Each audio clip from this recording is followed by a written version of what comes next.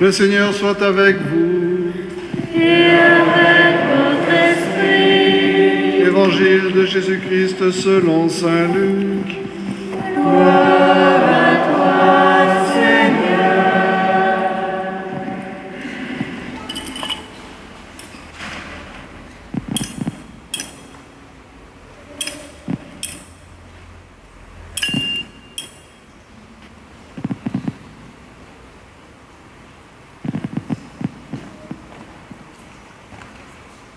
En ce temps-là, Jésus disait à ses disciples, « Un homme riche avait un gérant qui lui fut dénoncé comme dilapidant ses biens. Il le convoqua et lui dit, « Qu'est-ce que j'apprends à ton sujet? Rends-moi les comptes de ta gestion, car tu ne peux plus être mon gérant. » Le gérant se dit en lui-même, « Que vais-je faire, puisque mon maître me retire la gestion ? Travailler la terre, je n'en ai pas la force. Mendier, j'aurai honte. Je sais ce que je vais faire. Pour qu'une fois renvoyé de ma gérance, des gens m'accueillent chez eux. » Il fit alors venir, un par un, ceux qui avaient des dettes envers son maître.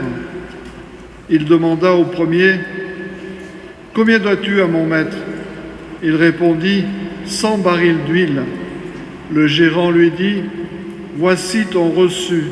Vite, assieds-toi et écris 50. » Puis il demanda à un autre, « Et toi, combien dois-tu » Il répondit, « 100 sacs de blé. » Le gérant lui dit, « Voici ton reçu, écris 80. » Le maître fit l'éloge de ce gérant malhonnête, car il avait agi avec habileté. En effet, les fils de ce monde sont plus habiles entre eux que les fils de la lumière. Eh bien moi, je vous le dis, faites-vous des amis avec l'argent malhonnête, afin que, le jour où il ne sera plus là, ses amis vous accueillent dans les demeures éternelles. Celui qui est digne de confiance dans la moindre chose est digne de confiance aussi dans une grande. Celui qui est malhonnête dans la moindre chose est malhonnête aussi dans une grande. Si donc vous n'avez pas été digne de confiance pour l'argent malhonnête, qui vous confiera le bien véritable? Et si, pour ce qui est à autrui, vous n'avez pas été digne de confiance, ce qui vous revient, qui vous le donnera? Aucun domestique ne peut servir deux maîtres.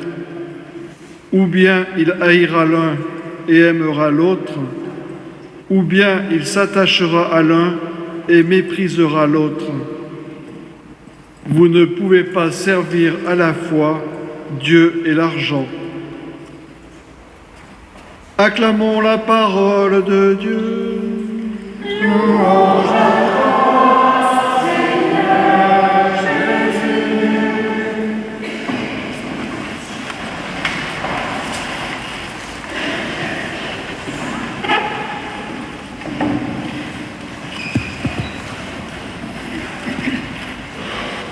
Au nom du Père et du Fils et du Saint-Esprit. Amen. Pour une messe de rentrée, la parole de Dieu nous donne un thème à la fois bizarre et extrêmement courant. Est-ce un thème qui concerne les enfants? Il s'agit de l'argent. Je dirais oui, parce que ce dont veut nous parler Jésus aujourd'hui, ce n'est pas un conseil en gestion financière. Jésus n'est pas un banquier, mais Jésus nous donne le chemin pour avoir la vie éternelle. Or, dans cet évangile, à travers une histoire, vous savez, dans l'évangile, il y a beaucoup d'histoires, on appelle ça des paraboles. Jésus nous parle du ciel en nous montrant des exemples, en nous donnant des exemples. Et on aime bien généralement, qu'on soit petit d'ailleurs ou qu'on soit grand, on aime bien qu'on nous raconte des histoires. Ce n'est pas une question d'âge. Et dans la parabole d'aujourd'hui, elle est un peu bizarre. Pourquoi? Parce que Jésus nous parle de quelqu'un qui est malhonnête, qui n'a pas bien géré l'argent de son maître. Et donc, le maître dit, je vais le chasser, je vais le virer, puisqu'il a été malhonnête, c'est un voleur. Je vais donc le renvoyer. Et lui se dit, qu'est-ce que je vais faire? Alors évidemment, ce thème, malheureusement, porte souvent chez nous à sourire, parce que c'est arrivé à un personnage très célèbre qui n'est pas dans la Bible, qui s'appelle Don Salluste, dans La Folie des Grandeurs. Ce ministre du roi malhonnête est renvoyé. Il dit, « Oh, je suis ministre, je ne sais rien faire. Qu'est-ce que je vais faire ?» Et là, dans la parabole, il a une idée. Il se dit, mon maître a des débiteurs, il y a des gens qui doivent de l'argent à mon maître, alors il les fait venir, et puis il leur dit, tu dois combien toi? 100? Écoute, maintenant tu n'en dois plus que 50, donc il diminue les dettes. Et il se fait plein d'amis comme ça. Il dit, super, on va gagner de l'argent avec lui, c'est un gars efficace. Et Jésus dit, voyez, lui, il a été inventif. Il a trouvé des moyens pour se sortir de cette histoire qui tournait mal pour lui. Alors la conclusion, c'est quoi? Eh bien, vous aussi, soyez les plus rusés possibles pour moins payer d'impôts. Non, c'est pas ça. C'est pas ça la conclusion. Même si je sais qu'il y a des métiers qui sont faits pour ça. On donne des conseils pour payer encore moins d'impôts. Bref, pourquoi pas? Mais c'est pas ça que Jésus veut dire. Il dit, vous voyez, lui, pour l'argent, il a été habile. Et il a été rusé. Il a trouvé un moyen. Et toi, Dieu veut te donner un trésor, le ciel, le royaume, la vie éternelle. Est-ce que tu es aussi rusé pour avoir la vie éternelle? Est-ce que tu vas trouver autant de trucs pour dire, Seigneur, moi je veux aller au ciel? Puis Jésus te dit, écoute toi, est-ce que tu es prêt pour aller au ciel? Ah si, moi je veux aller au ciel. Est-ce que tu vas déployer autant d'habileté pour aller au ciel? C'est facile, même si les enfants sont les plus sages du monde, à Sainte-Bernadette, catéchisme, on a les enfants les plus sages, non? Mais quelquefois, quand on a l'idée de faire un truc qui n'est pas permis, on est très inventif. Et comment on va faire pour pas se faire voir, pour pas se faire prendre? Il y en a, ils sont champions du monde. Ah non, moi j'ai rien fait, on n'a pas vu. Parce qu'ils ont été habiles, on les a pas vus, ils se sont cachés, ils ont menti, on était très habiles. Et non, on m'a pas pris. Est-ce que si tu es aussi habile pour faire une bêtise, Jésus te dit, ok, maintenant je vois que tu es très intelligent, tu peux faire des choses avec beaucoup de calculs, mets toute cette intelligence pour avoir le ciel. Est-ce que tu vas mettre autant d'énergie à avoir le ciel que ce gars de gagner de l'argent? À vrai dire, cette parabole, on se dit, mais normalement, dans l'Évangile, ça nous parle toujours de Jésus. Or, dans cet Évangile, il y a une histoire, mais il n'y a pas Jésus. On nous parle d'un gars qui gère de l'argent, et puis après on nous dit, on ne peut pas servir deux maîtres, Dieu et l'argent. Et si Jésus, c'était cet intendant malhonnête? Je m'explique. On a tous des dettes par rapport à Dieu. On le dit d'une manière avec un autre mot que dette, dans le Notre Père. Pardonne-nous nos offenses, comme nous pardonnons aussi à ceux qui nous ont offensés. Bravo, vous savez bien le Notre Père. Quand on le récite en grec ou en latin, on dit « remets-nous nos dettes ». Tiens, mais je ne dois pas d'argent au bon Dieu. Remets-nous nos dettes, comme nous les remettons à ceux qui nous doivent quelque chose. C'est quoi ces dettes? Est-ce que Dieu nous demande 1000 euros, 10 000 euros, 1 million? Non, Dieu ne te demande pas d'argent. En revanche, tu as une dette avec lui parce que ton péché t'a éloigné de lui, t'a privé du royaume, t'a privé de l'entrée dans le ciel. Tu as une dette. Mais comment je vais faire pour être racheté? Vous savez, quelqu'un qui est... Autrefois, il y avait des esclaves, et pour qu'ils soient libérés, il fallait les racheter à ceux qui les avaient capturés. Et il y a eu dans l'Église des ordres religieux d'un type un peu bizarre. Il s'offrait à la place des esclaves. Écoutez, si on peut, on le rachète. Si on ne peut pas, je m'offre à sa place. En tout cas, nous, par rapport à Dieu, on a des dettes. Mais qui nous a remis nos dettes? Quel est celui qui a dit, ok, tu dois combien? 100. Écrit 0. Combien tu dois à Dieu? Oh là là. Écrit 0. Qui a fait ça? Qui a effacé toutes tes ardoises, tous tes péchés, tout ce que tu devais à Dieu, tout ce que par ton péché, tu avais accumulé de dettes par rapport à lui? C'est Jésus. Et cet intendant malhonnête, c'est celui qui nous remet tout ce que nous devions à Dieu. Il efface nos dettes. Sur la croix, par son sang, il a effacé tous nos péchés. C'est lui, l'intendant malhonnête. Ou plutôt, c'est lui qui nous permet d'arriver au ciel sans devoir rien à Dieu, parce qu'il nous a tout remis. Et pour ça, il faut dire, Seigneur, sauve-moi. Sois mon sauveur, mon libérateur, parce que sans toi, je ne pourrai jamais rembourser tout ça au bon Dieu. C'est trop, c'est pas possible, mon péché est trop grand. Il y a quelqu'un qui te dit, tes péchés sont effacés. Waouh! D'ailleurs, vous pouvez l'entendre à chaque confession. Le prêtre, il te dit, je te pardonne tous tes péchés. Incroyable. Il suffit de dire pardon et tes péchés sont effacés, ouais. Ah ben c'est facile alors. Ouais, si c'était si facile, tout le monde se précipiterait, se confesser tous les jours. En fait, c'est pas si facile de dire pardon. Pardon, j'ai péché. Pardon Seigneur, efface mon péché.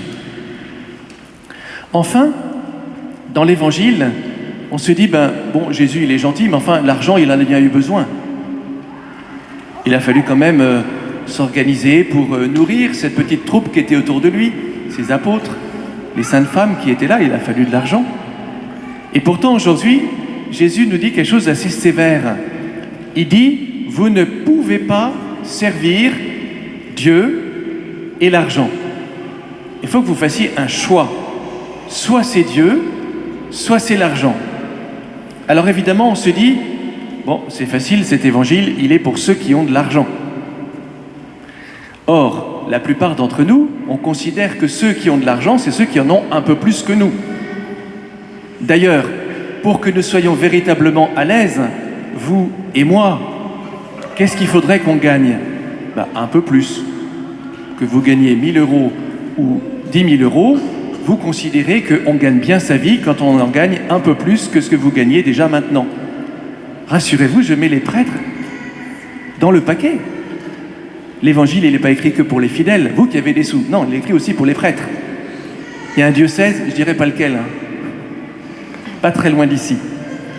L'évêque, il a dit, moi, les prêtres dans mon diocèse, ils gagnent bien leur vie. On va baisser le salaire de 100 €. Qu'est-ce que vous pensez qu'il est arrivé? Il y a eu une manif de prêtres gilets jaunes et l'évêque n'a pas pu baisser les salaires. Bon, évidemment, en termes de dialogue, c'était peut-être pas très réussi, mais il n'a pas pu, parce que les prêtres ont dit non, c'est un avantage acquis, on l'a, c'est à nous. Quoi? Tu manques de quelque chose? Qu'est-ce que tu choisis? Dieu ou l'argent? Alors, évidemment, c'est facile de sourire avec Don Salluste. Vous savez, comme Don Salluste, finalement, il est renvoyé. Don Salluste, vous vous retirerez dans un monastère et vous ferez vœu de chasteté. Et vous ferez vœu d'obéissance. Et vous ferez vœu de pauvreté. Ah non, pas la pauvreté. Mais ça, c'est pour chacun d'entre nous. Parce que tu demandes à l'argent ce que Dieu seul peut te donner, la sécurité, le salut. Mais la sécurité et le salut, la providence, c'est Dieu, c'est pas l'argent.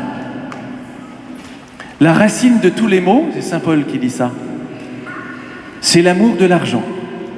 C'est la convoitise qui te fait toujours désirer ce que tu n'as pas. C'est pour ça que ça concerne les enfants. Parce que qu'est-ce que tu veux? Tu veux toujours le truc que ton frère ou ta sœur a. Puis si tu n'as pas de frère ou sœur, tu désires le truc que les autres ont et que toi tu n'as pas. Et ça, c'est tout petit, déjà. Quand j'étais petit, je ne sais pas si c'est le cas chez vous, mon grand-père, quand on allait chez lui, après la messe du dimanche, il nous donnait 1 franc. C'est il y a longtemps, hein. Avec 1 franc, on pouvait acheter des bonbons. Avec 1 franc, quand même, on avait pas mal de trucs. Je ne sais pas si avec 1 euro, on a beaucoup de bonbons. Bref, il faudrait que j'essaye. Il nous donnait 1 franc. Alors nous, on était contents. Après la messe, on allait acheter nos bonbons. Et puis un jour, je ne sais pas ce que c'était, il y avait une fête peut-être un peu plus grande. Il a voulu, pour moi, c'était des cousins, mais beaucoup plus grands. Il devait avoir 3 ans de plus que moi. Et puis, il avait un billet de 10 francs, pardon. Il y avait des billets de 10 francs, vous vous rappelez, c'est il y a très longtemps. Et une pièce de 5 francs. Et il s'est dit, je vais leur donner. Et il a donné le billet à l'un et la pièce à l'autre. Évidemment, qu'est-ce qui s'est passé? Quoi? Tu lui as donné 10 et à moi 5? Ils ont commencé à se bagarrer. Là, le grand-père, il a pris la pièce et le billet, et comment je fais? Et ils se sont tapés dessus. Décidez-vous. Moi, après, l'idée, c'était pas très compliqué. Il suffisait de partager, non? Non, c'était pas possible. Ils se sont tapés dessus. Alors, qu'est-ce qu'a fait mon grand-père? Il a déchiré le billet en 2. Tenez, chacun un bout du billet, et débrouillez-vous. Mais vous voyez, tout petit déjà, on est capable d'être avide, avare. On désire ce que l'on n'a pas, et ça t'empêche de découvrir la providence. C'est un mot bizarre, la providence. Oui, la providence, c'est quoi? C'est Dieu qui s'occupe de toi. Ouais, moi, je sais ce que moi je fais, c'est moi qui rapporte de l'argent, c'est moi qui assure ma famille, c'est moi qui... Ok, c'est toi. Et Dieu, tu lui as demandé? À Dieu et mon porte-monnaie, c'est 2 choses différentes. J'aurais envie de dire, tant que ton porte-monnaie, Dieu n'a pas mis son nez dedans, t'es pas converti. Parce que ton cœur, il est dans ton porte-monnaie. Ton salut, il est dans ton porte-monnaie. Ton espérance, il est dans ton porte-monnaie. Alors, vous voyez, c'est une réelle difficulté pour nous convertir. Qu'on soit très riche, qu'on soit pauvre, on a toujours des trucs auxquels on est attaché. On tient. La racine de tous les maux, c'est l'amour de l'argent, qui nous rend orgueilleux, qui nous rend cupides, égoïstes, qui nous rend capables d'écraser les autres. C'est difficile dans un système où tout est fondé sur le profit. On ne va pas critiquer le système, ça fait un peu bizarre, non? Mais quand même, si ta vie, c'est le profit qui la guide, mais tu es malheureux, parce que tu seras toujours malheureux, tu voudras toujours plus. Les grands best-sellers, réussir, gagner. Le problème, c'est que l'Évangile, il te dit, oui, si tu veux gagner, il faut perdre. Quoi? Si tu veux vivre, il faut mourir. Quoi? Eh oui, l'Évangile te propose quelque chose qui renverse tes catégories. Et quand tu dis, un enfant, comme un adulte, si tu veux recevoir, donne ce que tu as. Mais oui, mais si je donne, j'aurai plus. Tout est là. Toute ta conversion est là. Il faut apprendre à donner. Il y a plus de joie, dit Jésus, à donner qu'à recevoir. Et je termine avec cette image qui n'est pas tirée de l'Évangile, mais que vous connaissez bien. Quel est le point commun entre un chrétien et un boxeur? Il n'y en a pas, parce qu'il y a plus de joie à donner qu'à recevoir. Amen.